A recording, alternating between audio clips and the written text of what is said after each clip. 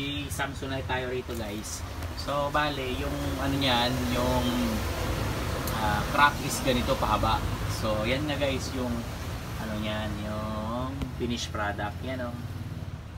So bali makintab guys yung paint na yan kasi nirepaint po natin yan. Yan guys, sa mga gusto magpagawa ng crack repair, message lamang po sa Facebook page namin. So bale, may reinforce yan guys na fiber and plastic welding po namin yan.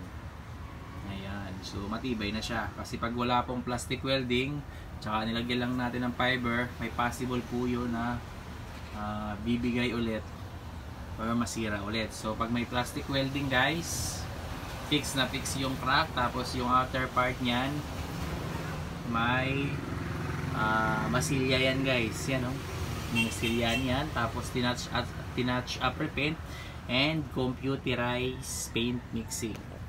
Yan guys, yan po ang gawa ni Kratzky.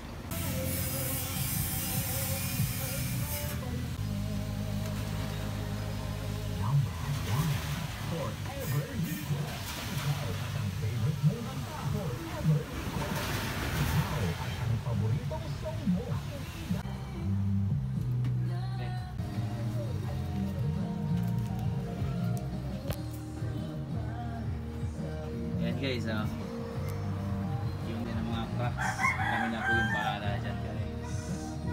Computerized paint po yung gamit namin guys.